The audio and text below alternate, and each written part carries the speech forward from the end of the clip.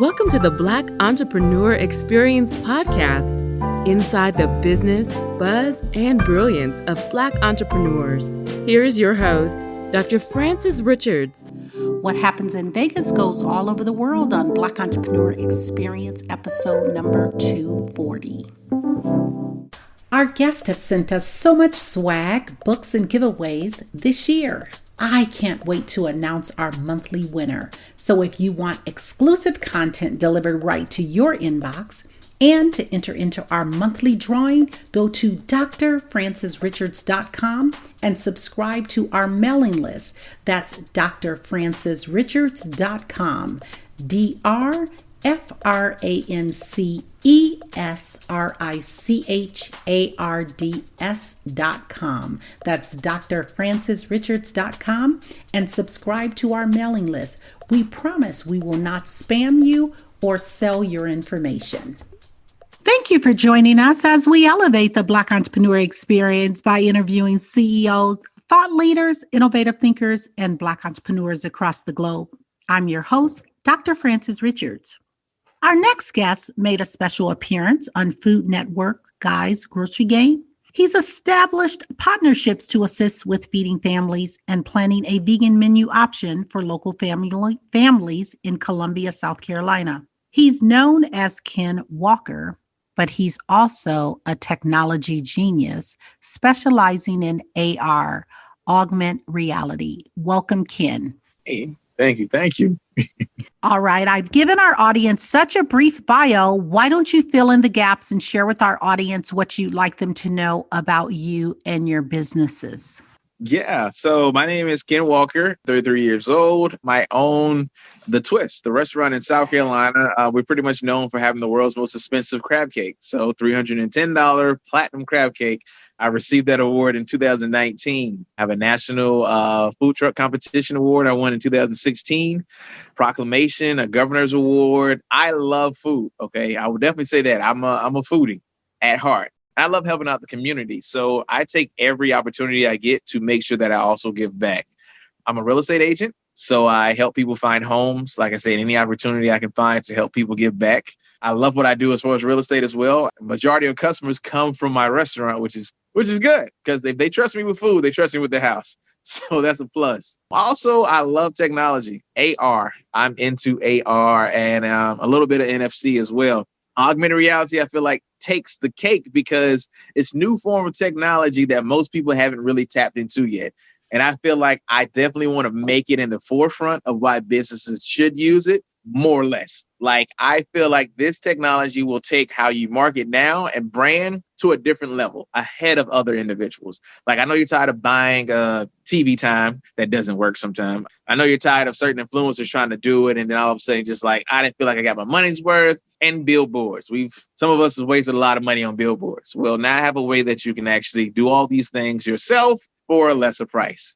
So augmented reality, I am breaking waves. I will be the next future techno genius, and I will show you how to be better at what you do. We're going to dive into AR, but you dropped an acronym that I want you to clarify. You said NFC. Take us into that. So NFC is near field communication. And what that is if I tap my phone to your phone, because it's already NFC technology already involved into your phone, I can have an email pop up. I can have your social media pop up. I can have your website pop up.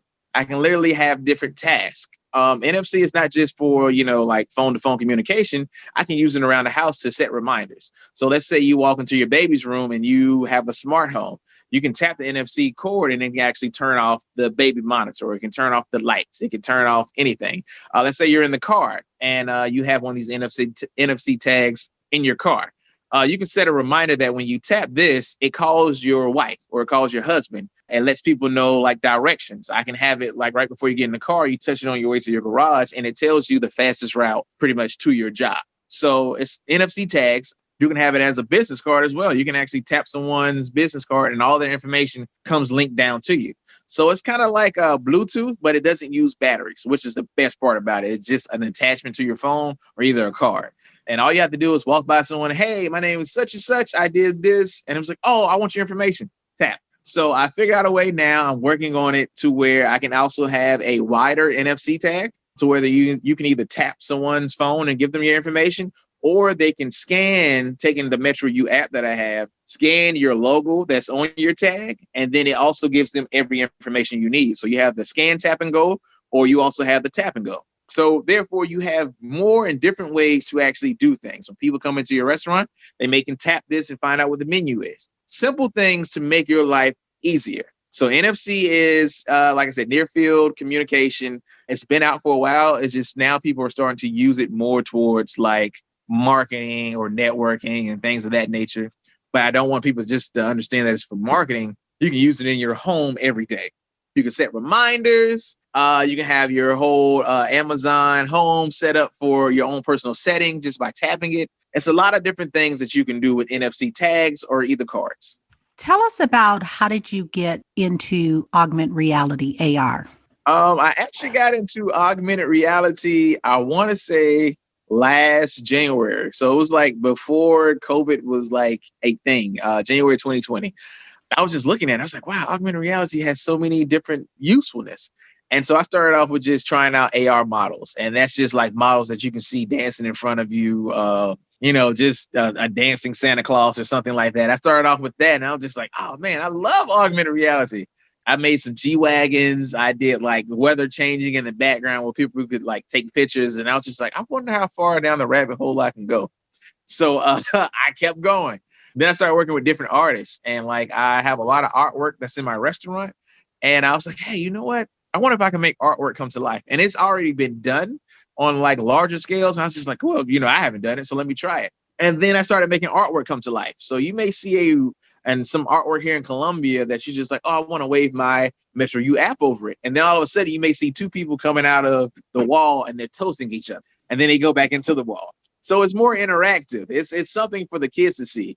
And then I thought about like people who are at home with their kids and, they, were trying to do a job. So I created these AR models, 3D models that had like a farm. So you can see a zebra, a rhino, a T-Rex, a dragon, anything like that they could play with or dance with. And it also helped them with their time. I can make it so that way kids can learn their ABCs. So I did a little project with that. But I just kind of kept diving into it and started to realize like, wow, this technology is really new, but it has so many ways to expand. Ken, someone is saying, okay, Ken, you got to back it up and tell us the real story. How does this chef, real estate agent become this tech genius? Did you like wake up and say, oh, I know technology after cooking catfish? Well, I'm going to be completely honest with you. I actually was out one night and I had a failed attempt. So like 2010, I came out with something called Metro 55, which was it was supposed to be like the next community market before the community market came out on Facebook. I felt like it couldn't really go anywhere. I really couldn't see the vision in it until Facebook did it like 3 years ago. Like 3 years after. And I was just like, I would have just stuck with it. It was one of those things I was just like, do you really want to know what's going on in the community like that? And I kind of just dismantled it. So like 2019, December, I'm not going to lie. I was at a bar and I was just like, my favorite drink is a Manhattan. And I was drinking a Manhattan. I was just like, just looking at my phone. I was like, that's a lot of great apps. You know what? I should create an app. And it was also around the same time that my favorite movie comes on, the Social Network with Mark Zuckerberg. And, I love watching that movie, documentaries, everything. And I was just like, might as well try my hand at it. So I called my best friend and Kevin, he works at Google. I was like, yo, I'm thinking about creating the app. He was just like, okay, we'll do it. Because I don't know that many Black people that make apps, and I work for Google. And I was like, oh, that's even more fuel for the fire. So I'm like, cool, I'm going to do it. And I just started just like tinkering around with different things. And I came upon like AR, and I was just like, well, I don't really see too many people diving into AR like that. So I don't want to just be another social media where I'm just like, hey, you should download me because I'm something like cool. Nah, I want to do something that's just like you needed it. It's like a niche. Like, oh man, Ken came up with this. So I was constantly looking for that next biggest thing. And if it wasn't big, how can I make it big? And I just kept looking and looking. And that's when I came upon like AR. And I was just like, oh yeah, this is it. This is the maker. This is what's going to help people out. And as I started diving down further, I was just like, I chose the right field. So I love AR. That's my backstory. That's the truthfulness over Manhattan. And talk about developing an app and raising capital to build the app. Developing an app is hard. YouTube, a lot. I would definitely say YouTube, read, go into the bookstore, Books a Million, read, and learn a lot about like technology, like the app stores. Once you become an app developer, you have to get signed on with, Android. So pretty much you have the whole Google Play Store, and then you get signed on with iOS. So it's a lot of things I didn't know. Some things I found out the hard way. iOS is a lot stricter than Android. So I had to learn like pretty much what each company wanted you to do or have before you upload it to the store. And you have to come up with privacy policies. You have to come up with, we're not collecting your data type of things. A lot of things that you have to find on websites and, make it your own to put into these apps. You have to figure out how big do you want it to be. I know with AR, it was kind of like, do you want to use cloud space? Because augmented reality takes up so much space, so many like gigs, that you have to use cloud space to make sure that people can actually constantly do things. And it's an update.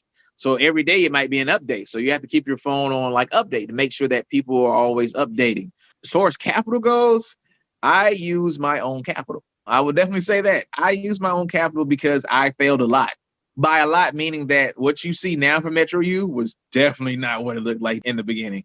In the beginning, I had like, just starting off, I had like a box.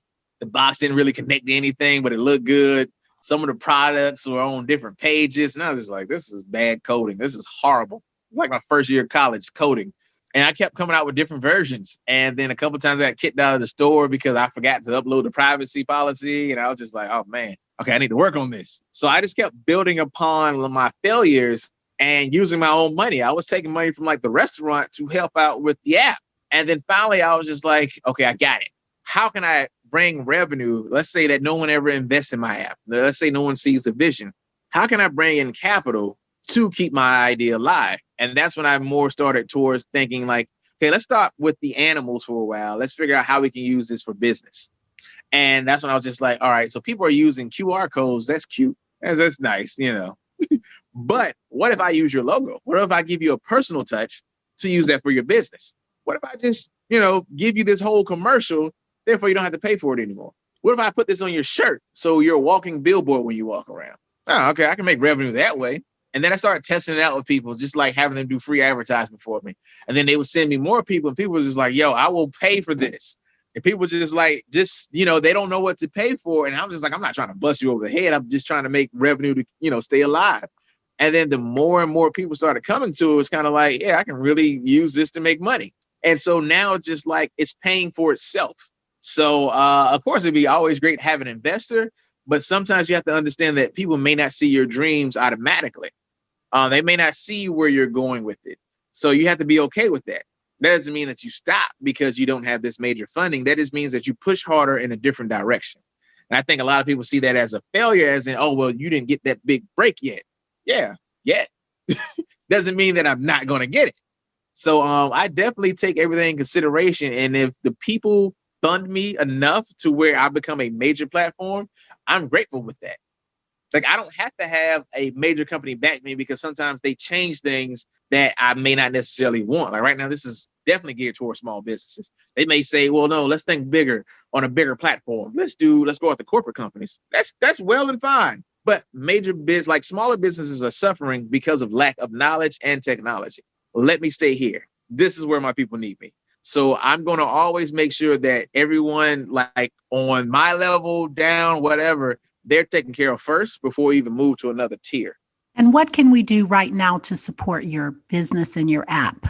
Right now, everyone can go to the App Store. You can go to the Google Play Store. You can go to the Apple App Store. You can download Metro U. Leave a review. Reviews help us out. So leave a review. Go download now. It's even on my website, metrouar.com. Download today. I mean, you won't regret it. And once you see all the great things that's going on with AR, you might want to be the potential person to fund me for said projects. But overall, I would just love your support to be in the App Store and to make it to that top 4 on the list or top 1. I definitely want to be number 1 on the list of when people type in AR in the Google Play Store or Apple Store, to be the number 1 thing to pop up. Tell us something that you dream about often, Ken, that you have not done that you would like to do.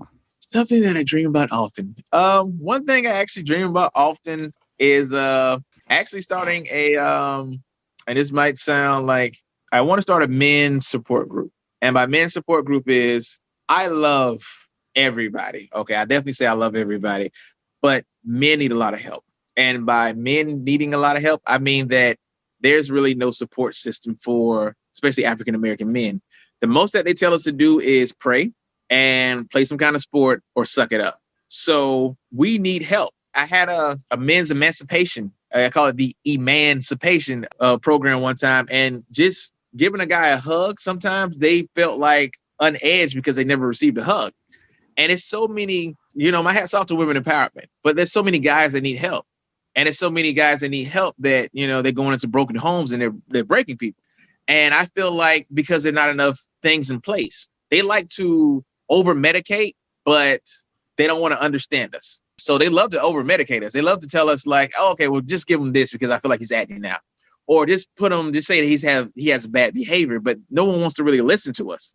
So that's the issue right there, that if a guy gets a woman pregnant, there's no support group. He can't call a chat line. There's no shelter he can go to if he's ever been abused or anything like that. It's just suck it up, but women have like these different things that they can go to. They can call in the middle of the night and somebody's on the hotline like, hello. And they just had a Starbucks and like, they're just there and willing to help. But a guy say something like that, it's kind of like, yeah, you got a pregnant, what you gonna do?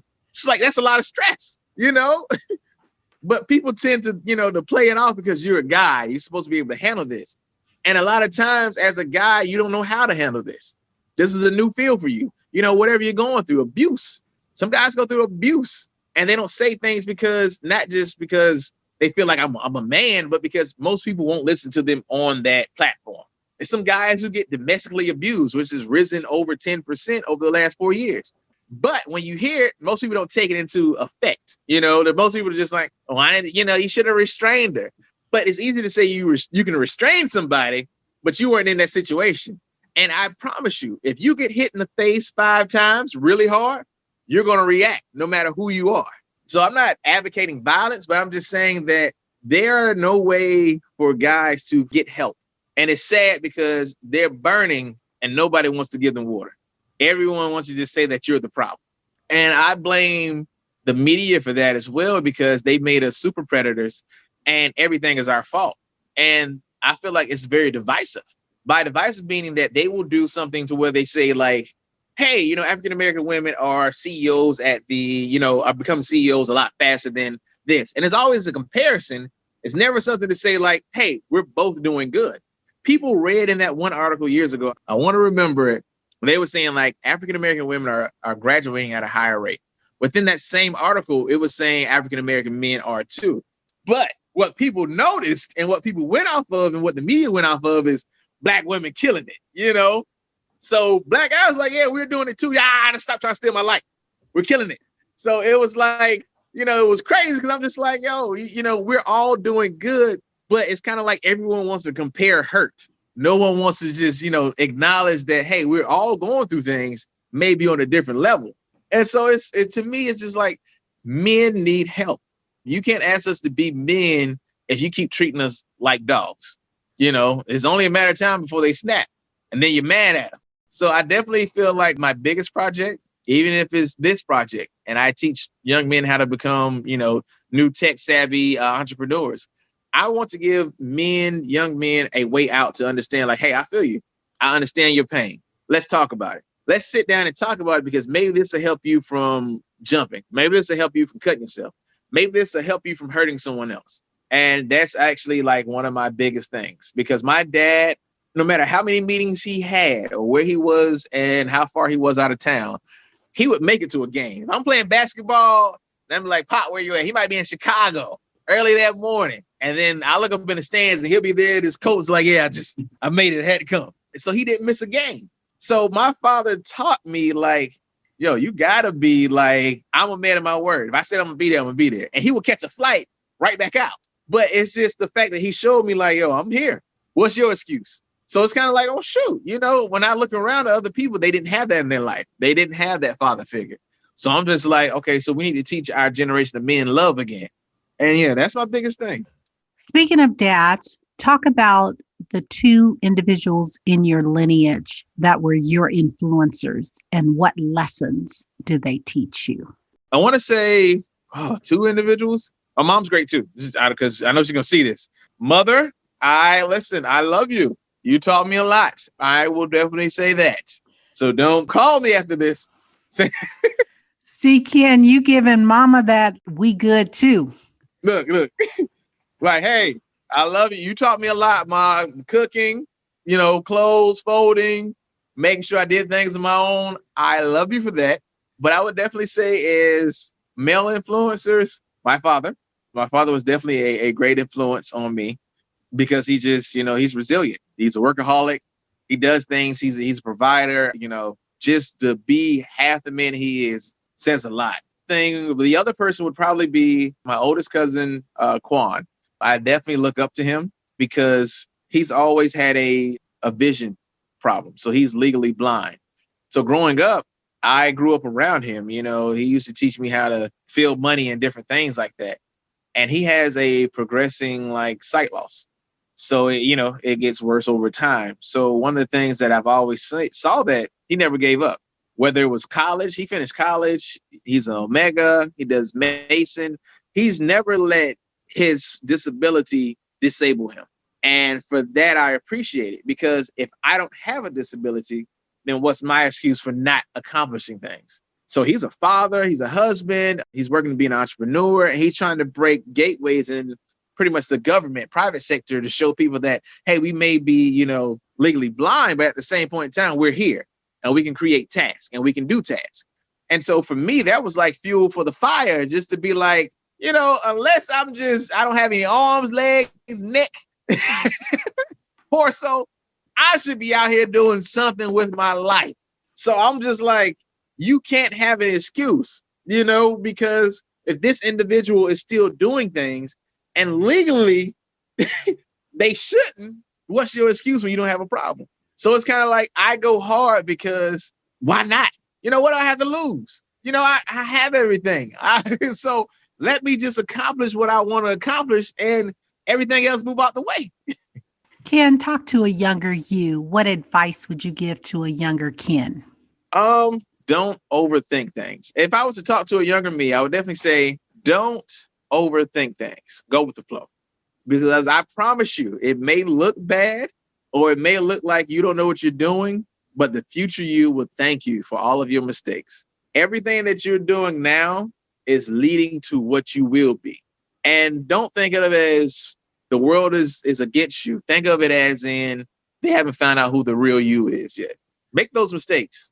Do that. Go on those dates that's going to lead to nowhere. Go to your college, have fun, do all those things because this is what's going to lead you to who I am today. And I'll show you how we got here. Make those friends. Tell some of those friends no.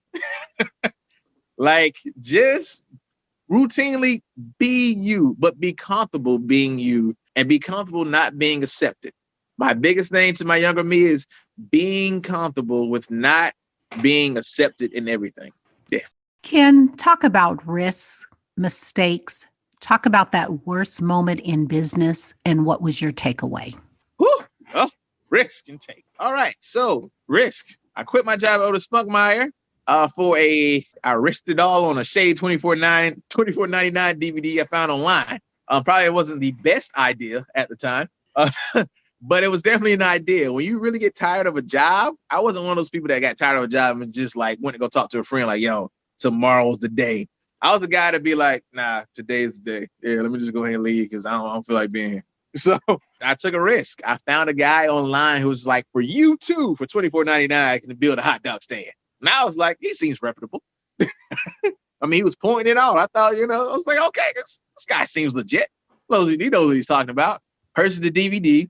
And I used parts from Harbor Freight, Walmart, Home Depot, Lowe's, and I created a wooden cart. And I was in my uncle's backyard. Here, I was in my uncle's backyard like night and day with a little mini laptop and a light shining down on me trying to make this wooden hot dog stand. And it took me 2 months because I've never built. Like I had, me and my dad, we built things, but I never built this on my own. And I built it and it felt good. Adversity because I built this car that got approved by like the sanitation department, but I did not have enough money because I just quit my job to actually supply myself with like hot dogs and, meatballs and things of that nature. And then I had to find a commissary. I just winged it. I'm not even gonna lie to you. There was no forethought on where I should be. I winged the mess out of it. And I did that. And so my uncle, he was just like, one day we was outside talking. I was like, yo, I'm about to go sell some boiled peanuts. He was just like, okay. I was like, because I figured that was the only thing I could do without a license that was still bringing revenue. So I used to push my hot dog stand up this long hill to this guy who stays on the corner. He has this corner house with this like big intersection. I would pay him $30 a day to come up to his corner. And I would sell boiled peanuts for like $5 and $10 bags. And I would mix it up. I would even give you lemon pepper on good days. So like I was like boiled peanut king on the side of the road. And people would stop by thinking it was a hot dog stand because that's what I built it for. And I was really selling like boiled peanuts. And I actually saved up enough money to eventually get a commissary and a license. And that's when the failing really began. So like I had this hot dog stand. I'm downtown Columbia. I'm just like, everyone should come to me because I have this bright cart and I'm selling hot dogs. Wrong. Wrong. They saw my cart, just like, oh, that's nice. I would get like maybe 5 hot dog sales a day. It would cost me more in gas to go there than it would be for my sales. And I just started setting up in different locations, trying out different places, sometimes just going broke, borrowing money. That I tell people like, yo, I'm going to pay you back once I get 10 hot dogs. I promise you, I'm going to pay you back. So it's just doing that. Then eventually, my name started picking up. People started saying, oh, Ken, hot dog guy. Yeah, you the guy with the chili, right? I'm like, yeah, that's however you want to remember me, dude. Yeah, I'm the guy with the chili. So that was me.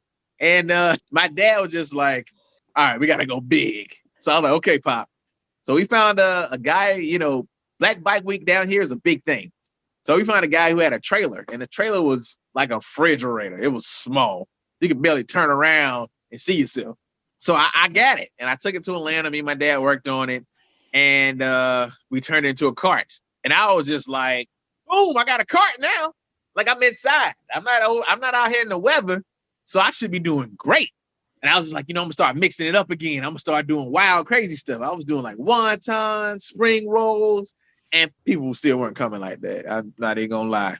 It was like I got an eviction notice and everything. Like I'm just like, I really can't afford this. I really suck at this business. And it was a lot of days I was just like, why? I could pay myself to eat these hot dogs or these wontons. And business picked up some. I will say that it wasn't all bad. Business picks up, like I built the hot dog stand like around 2012. I built the cart around like 2014.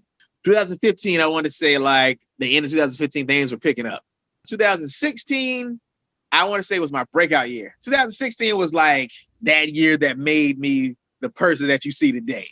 2016 was like, yeah. Like 2016, I want to say I was about to quit. I was quitting. I won't say about to quit. I would definitely give you the full story. I was quitting. And I went to Atlanta on my birthday, April 26th. And 2016, I was just like, yo, I'm about to blow all this hot dog money because I don't see myself doing this anymore. Like all this chili money is about to go everywhere. So my dad was just like, hey, you should try out this spot for your birthday. He's like, because I want some crab legs. I was just like, Pop, it's my birthday. I don't really feel like going to get you anything on my birthday. I love you, but it's my birthday. So I kind of feel like it should be my day. He's like, just go, go get me some crab legs. And so I had to go off of Decatur in East Atlanta. And I went to this spot called What's Cracking. And I was just like, okay, cool. I'm gonna get some crab legs. And I get there, and this is long line. I'm looking like, yo, I thought they said the spot opened up at 12. It's 11:10. I'm trying to, I thought I was gonna be early. I'm number 68 in line. And I'm just like, okay, so why is everybody in this? I'm talking to people in line because I got nothing but time on my hand. I'm like, so why is everybody here? It's like, yo, these crab legs, they're good. They come with sauce and everything. I'm just like, but are they 2-hour wait good? And I was one of those people that just like, I'm not gonna wait in line for crab legs. But the closer I got, the more curious I became. I was just like, you know what, I will wait. Because I want to see, like, people are walking out with like multiple bags. Like 2 people in front of me, this guy is on break at I think it was like at a hospital. And he's on the phone, like speakerphone, talking to his boss. Like, he was just like, yo, I'm gonna be kind of late. They was like, cool, just as long as you bring us a plate. I was like, yo, how good is this food? They allow you to be on break for like 4 hours, dude. So now I'm like, oh yeah, I gotta try this food. On my birthday, I'm in line waiting on some crab legs. I'm like, I could have went to Red Lobster for this. So I finally get to the door, and it's at like, I started at 11:10. I didn't get my food to like 3:05. Yeah, it was a minute. And I was just like, yo, this better be the best crab legs I ever had. And you know what? It was pretty good.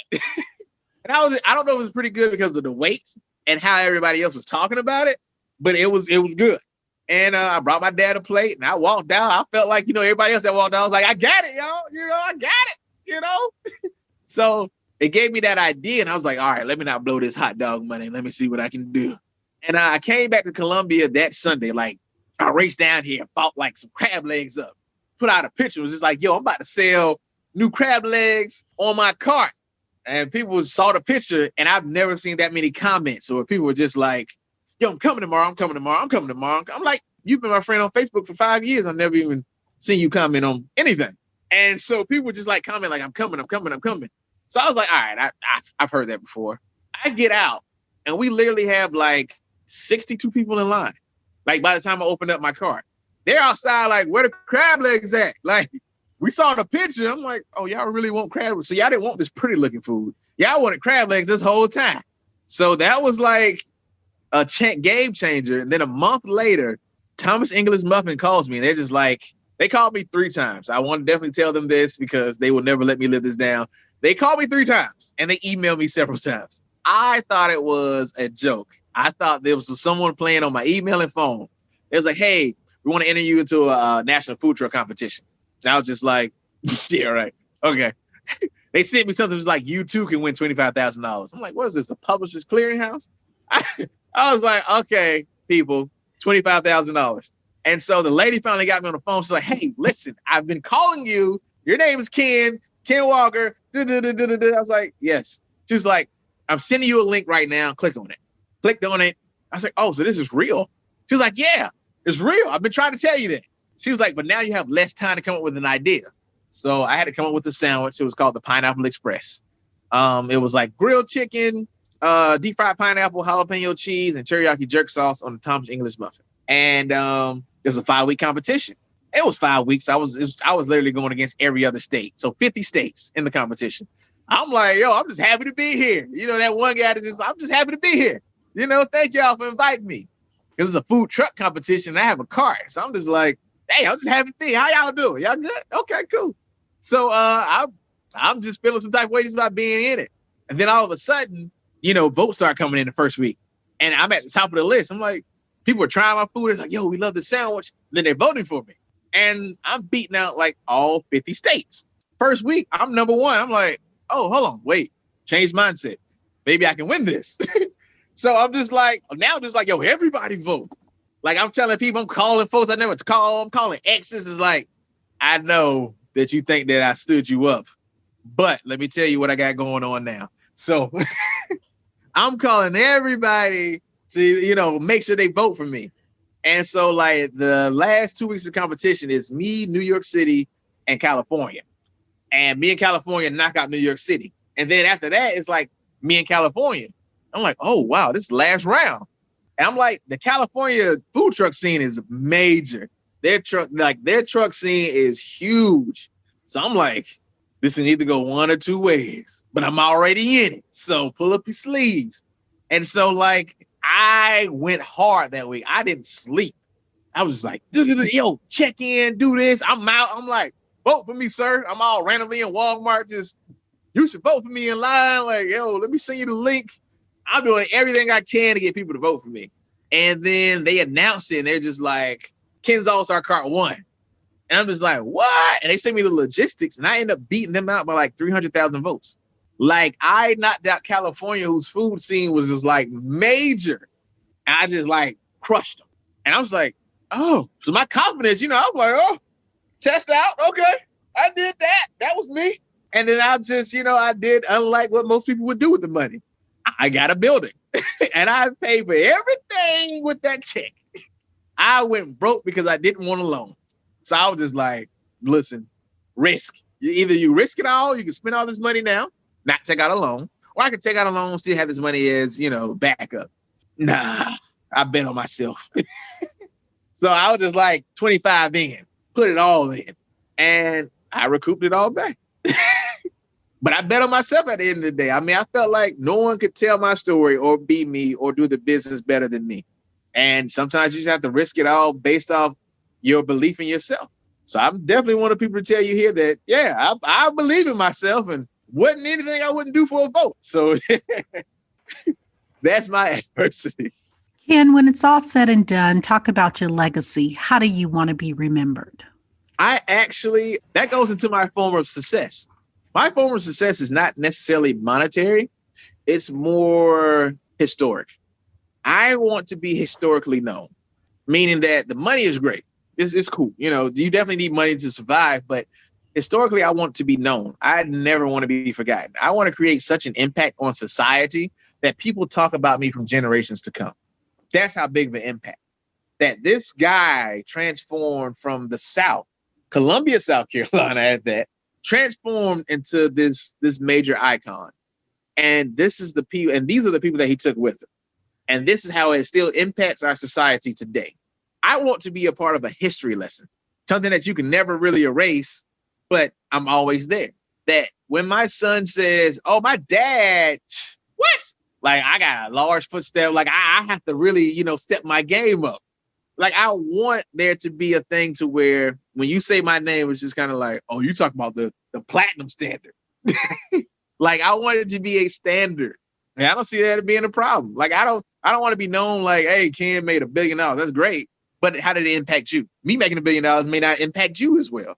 But I want something that just like it affects everyone in a positive manner. So, yes.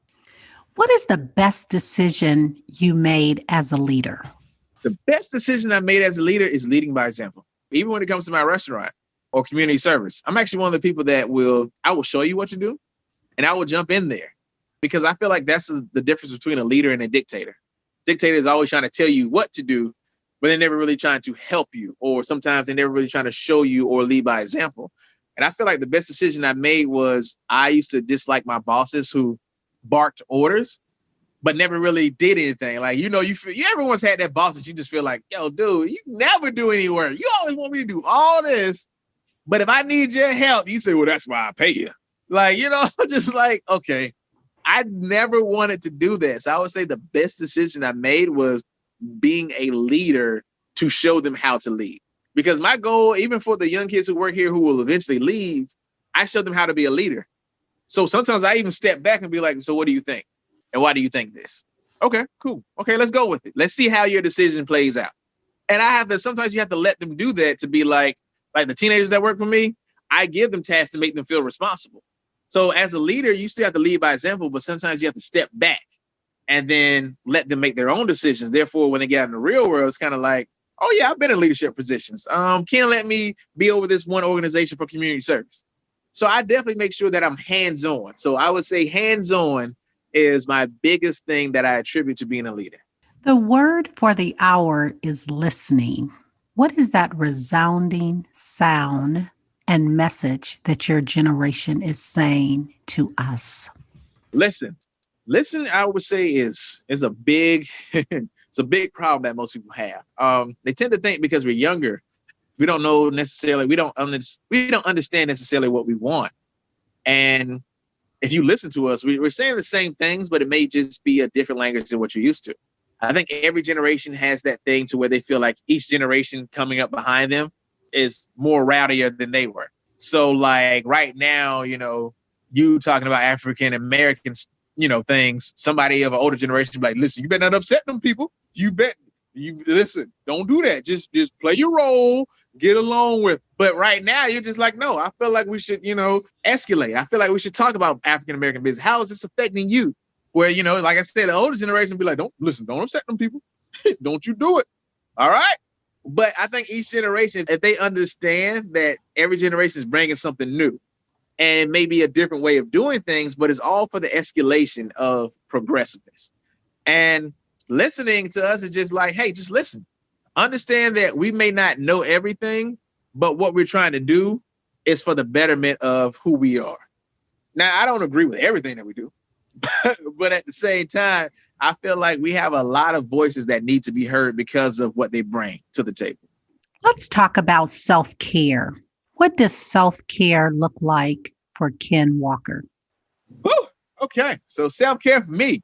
What I actually love, like, I'm not gonna lie to you, you may lose some viewers over this, but I go get my feet, like, what's the pedicured? I go do that. I'm not gonna lie to you. I see why women go, because they pamper you. Like, you get hot stones and stuff. Like, what kind of treatment? I see why y'all stay like 2 hours in there because of the treatment that you get. I'm just like, this is the bomb. Like, I love all of this. They give you little mimosas on the side. I'm like, okay, let me find out.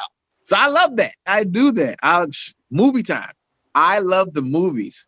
Movies are like my getaway for things. And now that the movie theater is closed, which I really hate, I will sit there and I will watch movies, especially horror movies. I love horror movies all day because it kind of brings me out of my element a lot. And then my other thing, which may be weird, but I love sitting in the back of Waffle House. I will sit in the back of Waffle House and order like an all-star and with my little sweet tea and just sit back, just relaxing in the back of Waffle House at a random time, like at like 7:48. I'll be at the back of Waffle House eating an all-star, just chilling. Nobody's really in there yet. I'm just like, good. And that's my good alone time. Like, that's the Waffle House. What? Especially when the cook just finished smoking, I'm good.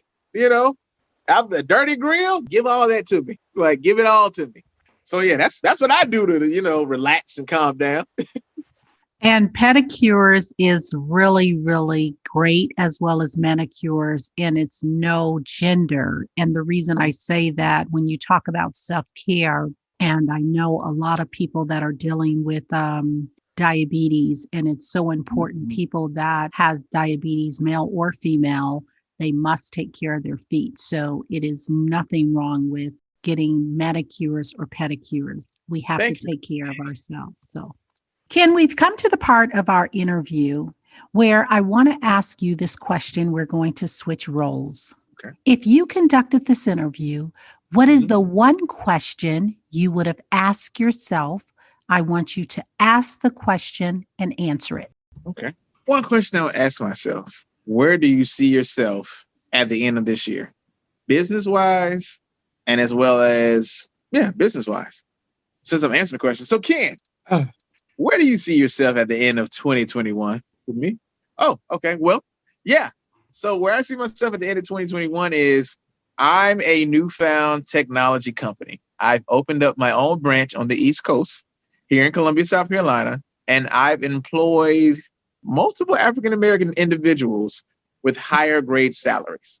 I have outreach programs, and I'm still growing. And I'm slowly replacing the need for search engines. That's where I would do. That's my biggest goal for like 2021, like to create this tech. I just want to see my name of Metro U on a tech building, just Metro U. And when you walk in, it's not like your average office setting. Everyone has cool chairs. This is just in my head. I have a vivid imagination. Everyone has cool chairs that roll around and stuff like that. And when we have team meetings, it's not so serious. It's kind of like, where are we progressing today? And every day I leave like a wacky quote on the board, so that way people could feel energetic. And I want to have an open door policy, so where you can come in and ask me about, okay, Ken, I want to do this project with Metro U. What do you think? All right, let's talk about it. Sit down. Let's talk about it. Like, I want to be that guy, because I feel like out of all tech companies, why shouldn't I be the next big one? Why not? I want that. I want when people be like, yeah, I want to graduate from Harvard just to work for Metro U. Or I want to graduate from MIT, or I want to graduate from Georgia Tech, but I want to work specifically for Metro U. Like, people were so ecstatic just to go work for Google, because they get them free drinks every day. They coffee and stuff. They just like, I want to work for Google for the coffee and the meals. Facebook and stuff like that. I want to have that same kind of perk that people are just knocking down my door to work for my tech company. That's my biggest thing. Did I answer your question, sir? Yes, you did. Thank you. Ken, we've come to the part of our interview. It's called Fun Facts Lightning Round. I'm going to ask you a series of questions, and I want you to give me very quick answers. If there's something you desire not to answer, feel free to say pass. Are you ready for the Fun Facts Lightning Round? Yes, I am. Let's go. Your first job? Subway. The last movie you saw? Last movie I saw, The Howling. Your favorite color? Royal blue. Your favorite singer or rapper? Favorite rapper? Oh, God. I would have to say it's either going to be Tupac or Tupac. Favorite singer? Man, I don't know. I'm really feeling all of Trey Songz's songs right now. Like, he's at my top tier. I got him on my playlist for Valentine's Day. Your favorite dance song? Favorite dance song? I have so many. You got Gundam Style. This is kind of weird. Oh, the Vic song, Wobble. I actually like that song too as well. What food you eat every week, no matter what? Salads. Your favorite month? February. Workout or hit the couch? Boxing. Love boxing. Ken, thank you so much for spending time with us on Black Entrepreneur Experience Podcast. Before we let you go, why don't you share with our audience the best way for them to connect with you and do business with you, and leave all of your social media handles? Awesome, because I got a lot of them. Instagram. So my personal page is the.kenwalker. So it's the.kenwalker. Instagram again, the Twist Columbia. That's my food business right here. The seafood business, the Twist Columbia. And for my app, it's Metro U AR. Metro U. It's just Metro U. So that's my Instagram. So Metro U, the.Ken Walker, and the Twist Columbia. Facebook is Ken Walker, Metro U again, and the Twist SC. www.metrouar.com. Feel free. Hit me up. I'm here. I'm not going anywhere. So, feel free to hit me up on any of those. And more than likely, I'm responding to all the messages. I'm a responder. I'm energetic. So this is what I do. I bring energy. So yeah, just feel free. Hit me up. I'm Ken. I'm normal. Thank you, Ken. That's a wrap. Subscribe to our mailing list to receive weekly updates and exclusive content delivered right to your inbox. Go to drfrancisrichards.com. That's drfrancisrichards.com to subscribe to our mailing list and be entered into our monthly drawing. That's drfrancisrichards.com, drfrancisrichards.com to subscribe to our mailing list and be entered into our monthly drawing. We promise we won't spam you or sell your information. Thank you for listening and subscribing to Black Entrepreneur Experience. We would love for you to leave a review and rating on iTunes and share with your friends. For show notes and more episodes, go to www.beepodcast.com. Join us next Wednesday, and remember, green is the new black. So keep your bank accounts and your business in the black.